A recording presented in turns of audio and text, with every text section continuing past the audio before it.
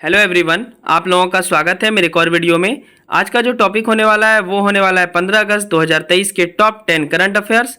तो वीडियो शुरू करने से पहले सबसे पहले आज चूँकि 15 अगस्त है तो हैप्पी इंडिपेंडेंस डे। आप सबको इंडिपेंडेंस डे की हार्दिक शुभकामनाएं। और हम सब अपने देश को थोड़ा सा स्ट्रांग बनाएंगे और कुछ कुछ चीज़ों पे काम करेंगे। फॉर एग्जांपल, सबसे पहले हम सबको पर्यावरण देखना है, इस क्षेत्र में काफ़ी काम करना होगा। बहुत सारे पेड़ पौधे लगाइए, पेड़ पौधे को कटने से बचाइए। इसके अलावा प्लास्टिक का उपयोग ना के बराबर करें प्लीज़। ये सोशल वेलफेयर है कि आप प्लास्टिक का यूज़ नहीं करेंगे। और तीसरा इम्पॉर्टेंट है कि पढ़ेंगे खूब बहुत ज़्यादा और शिक्षा का प्रचार प्रसार करेंगे और फ़ोन का कम यूज़ करेंगे। तो ये सब आप अगर अपनाएंगे तो आप अपने देश को ज़्यादा ऊंचाई पर पाएंगे, ग्लोबल रूप से नंबर 1 पर पाएंगे। फिलहाल शुरू करते हैं आज के टॉपिक का। तो आज का करंट अफेयर्स है 15 अगस्त 2023 का टॉप 10 करंट अफेयर्स। चलिए पहले क्वेश्चन से शुरुआत करते हैं। हाल ही में WHO के महानिदेशक दूसरे कार्यकाल के लिए किसे चुना गया है? आपके ऑप्शन है first number doctor Tedros Ghebreyesus, दूसरा है टी राजा कुमार, तीसरा है कैथरीन रसेल, चौथा है वॉल्कर टर्क। तो इस प्रश्न का सही आंसर हो जाएगा पहला का पहला नंबर डॉक्टर टेड्रोस घेब्रेयेसस। चलिए बढ़ते हैं अगले प्रश्न की ओर। कहने के तो 10 प्रश्न ही हम सब देखते हैं करंट अफेयर्स का, पर एक्सप्लेनेशन के अनुसार ये लगभग 40 प्रश्न हो जाता है करंट अफेयर्स का। जैसे कि फर्स्ट वाले क्वेश्चन में 3 और ऑप्शन बचता है, तो वो 3 ऑप्शन में जो नाम है, जैसे कि टी राजा कुमार, ये कौन बने हैं?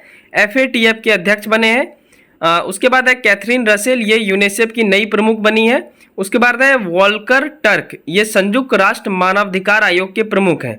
तो इस तरीके से अगर एक्सप्लेनेशन करते हैं तो लगभग 40 करंट अफेयर्स का एक वीडियो बनता है, जो कि सफिशिएंट है आप सबके लिए। तो प्लीज़ अच्छे से देखेंगे लास्ट तक। बढ़ते हैं दूसरे क्वेश्चन की ओर। क्वेश्चन नंबर सेकेंड है, केंद्रीय बजट 2021-22 में प्रस्तुत किए गए राष्ट्रीय हरित हाइड्रोजन मिशन शुरू करने के लिए भारत सरकार ने 4 जनवरी 2023 को कितने करोड़ रुपये की लागत से राष्ट्रीय हरित हाइड्रोजन मिशन को मंजूरी दी? आपके ऑप्शन है फर्स्ट नंबर 20,144 करोड़, दूसरा है 19,744 करोड़, तीसरा है 25,000 करोड़, चौथा है 32,000 करोड़। तो इस प्रश्न का सही आंसर हो जाएगा दूसरा का दूसरा नंबर 19,744 करोड़।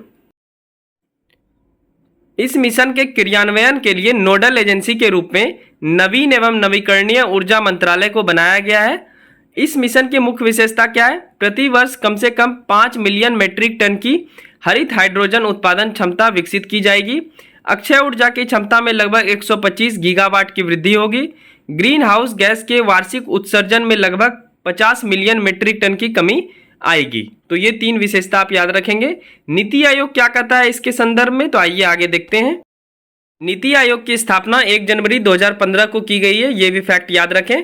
इस संबंध में नीति आयोग क्या कहता है? भारत में हरित हाइड्रोजन बाजार का संचयी मूल्य वर्ष 2030 तक 8 बिलियन अमेरिकी डॉलर और वर्ष 2050 तक 340 मिलियन अमेरिकी डॉलर हो जाएगा। वर्ष 2050 तक संचयी कार्बन डाइऑक्साइड की उत्सर्जन में 3.6 गीगावाट की कमी आएगी। जैसा कि नेट जीरो कार्बन हमारे प्रधानमंत्री जी 2070 तक बोल कर आए हैं नेट जीरो कार्बन के संदर्भ में, तो इसमें एक अहम भूमिका निभाएगा और हम सब अक्षय ऊर्जा की ओर अग्रसर हैं, ज़्यादा से ज़्यादा करेंगे। एक दिन मैं एक वीडियो बनाऊंगा नवीकरणीय और अनवीकरणीय ऊर्जा के बारे में, तो आप सब देख लेंगे। चलिए बढ़ते हैं फिलहाल अगले प्रश्न की ओर। नेक्स्ट क्वेश्चन नंबर थर्ड, 53वां यानी 53rd अंतर्राष्ट्रीय फिल्म महोत्सव 2023 का आयोजन गोवा में हुआ। इसमें Indian film personality of the year का अवार्ड किन्हें मिला? आपके ऑप्शन है फर्स्ट नंबर अमिताभ बच्चन, दूसरा कमल हसन, तीसरा चिरंजीवी और चौथा रजनीकांत। तो इस प्रश्न का सही आंसर हो जाएगा तीसरा का तीसरा नंबर चिरंजीवी। इन्हें मिला है Indian film personality of the year का अवार्ड अंतर्राष्ट्रीय फिल्म महोत्सव में, जिसका आयोजन गोवा में हुआ। आइए कुछ अन्य तथ्य भी देखते हैं।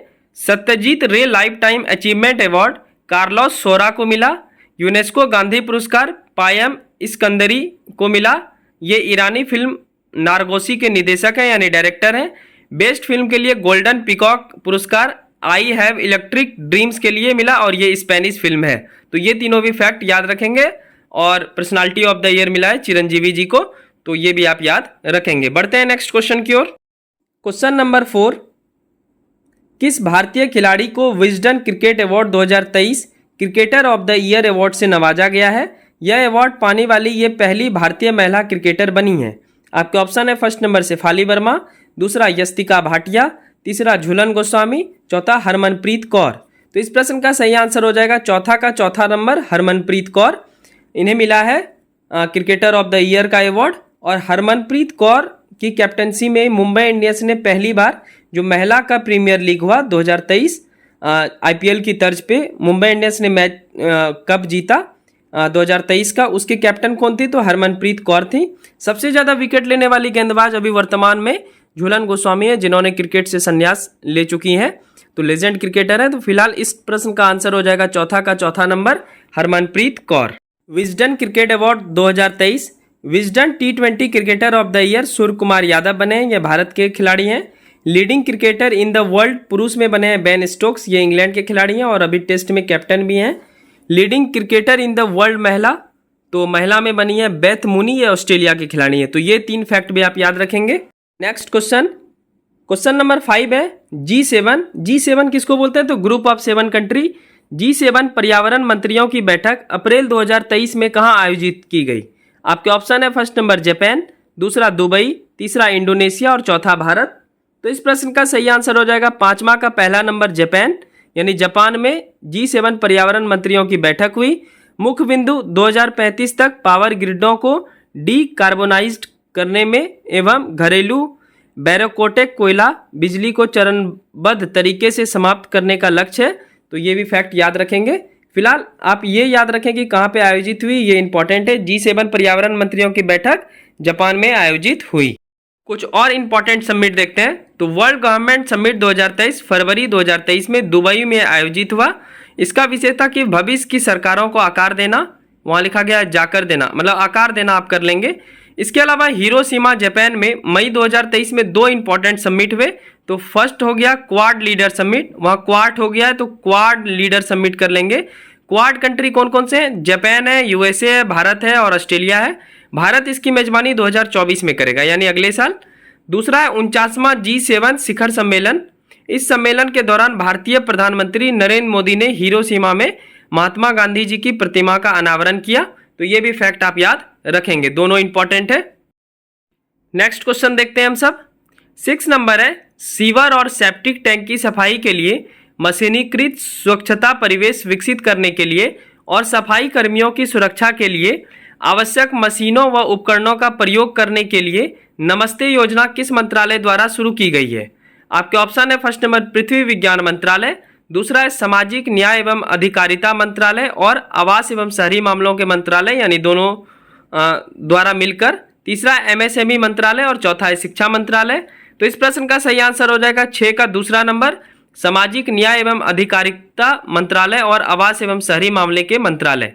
तो इनके द्वारा नमस्ते योजना शुरू की गई है। अगर आप ये भी याद रखेंगे नमस्ते योजना तो इतना भी चलेगा। तो 6 का आंसर हो गया सेकंड नंबर। ऑप्शन में दिए गए मंत्रालय की कुछ योजना को जानते हैं।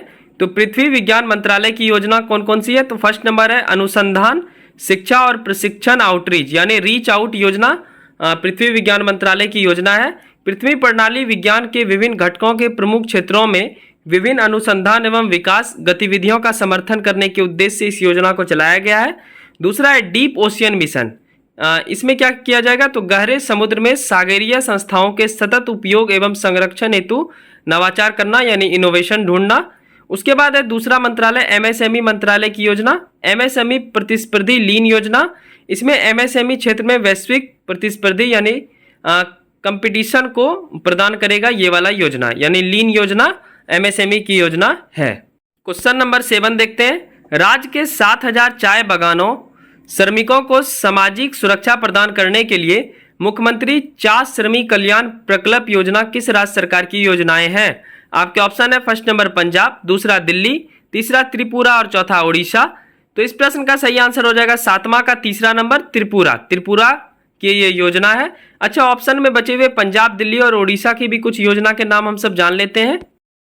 तो सबसे पहले है पंजाब की योजना स्कूल ऑफ एमिनेंस प्रोजेक्ट। इसके तहत कक्षा 9 से 12 तक के सरकारी स्कूलों को स्कूल ऑफ एमिनेंस में अपग्रेड किया जाएगा। दूसरा योजना है लोक मिलनी योजना। ये योजना में क्या कार्य किया जाएगा? तो जनसंपर्क बढ़ाना तथा राज्य के लोगों की शिकायतों के निवारण के लिए मंच प्रदान करना इस योजना का मुख्य उद्देश्य है। उसके बाद दिल्ली की योजना को देखते हैं। तो make India number 1 mission, Delhi के मुख्यमंत्री अरविंद केजरीवाल ने भारत को नंबर 1 बनाने के लिए 5 मंत्र दिए। हर बच्चे को मुफ्त शिक्षा, युवा को रोजगार, सर्वोत्तम चिकित्सा, महिला को सम्मान तथा किसानों का उचित मूल्य दिलाना। तो ये इस मिशन के लिए 5 मंत्र दिए गए हैं अरविंद केजरीवाल जी द्वारा। तो सीधा आपसे क्वेश्चन आएगा, मेक इंडिया नंबर 1 मिशन किस राज्य सरकार की मिशन है? तो आप बोलेंगे दिल्ली। बढ़ते हैं उड़ीसा की कुछ योजना को देखते हैं। तो उड़ीसा की प्रमुख योजना, फर्स्ट नंबर है मो घर योजना, मौजूदा आवास योजना से छूटे हुए लोगों को आवास के लिए वित्तीय सहायता देना।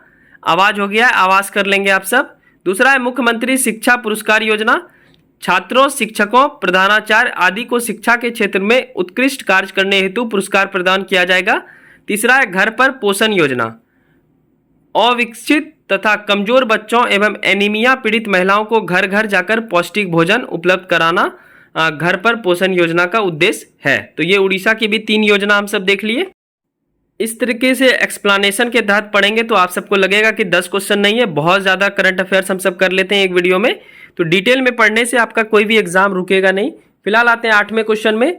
किसानों को बीज उत्पादन, गुणवत्तापूर्ण बीज आदि के बारे में ऑनलाइन जानकारी उपलब्ध कराने के लिए किस मंत्रालय ने साथी मोबाइल ऐप एवं पोर्टल लॉन्च किया है? आपके ऑप्शन है फर्स्ट नंबर शिक्षा मंत्रालय, दूसरा है रेल मंत्रालय, तीसरा है गृह मंत्रालय और चौथा है कृषि मंत्रालय। तो इस प्रश्न का सही आंसर हो जाएगा 8वां का चौथा नंबर कृषि मंत्रालय। कृषि मंत्रालय इज द राइट आंसर। अन्य तथ्य में देखते हैं अभी। युवा संगम एक भारत श्रेष्ठ भारत के तहत लोगों के बीच संपर्क को मजबूत बनाने के लिए विशेष रूप से उत्तर पूर्वी भारत और अन्य राज्यों के युवाओं के बीच एक पहल है। युवा संगम पोर्टल शिक्षा मंत्रालय की पहल है। उसके बाद है CARF ई आवास पोर्टल, यह गृह मंत्रालय का पोर्टल है। इस पोर्टल के माध्यम से केंद्रीय सशस्त्र पुलिस बल अपनी संतुष्टि के हिसाब से किसी भी स्थान पर घर ढूंढ सकती है। तो दोनों आप याद रखेंगे। चलिए नेक्स्ट क्वेश्चन देखते हैं। 9th नंबर, राष्ट्रीय विधि सम्मेलन मार्च 2023 में कहाँ आयोजित की गई? इसका उद्घाटन गोवा के राज्यपाल श्रीधरन पिल्लई द्वारा किया गया। आपके ऑप्शन है फर्स्ट नंबर गोवा, दूसरा नई दिल्ली, तीसरा भोपाल और चौथा नागपुर। तो इस प्रश्न का सही आंसर हो जाएगा 9th का फर्स्ट नंबर गोवा।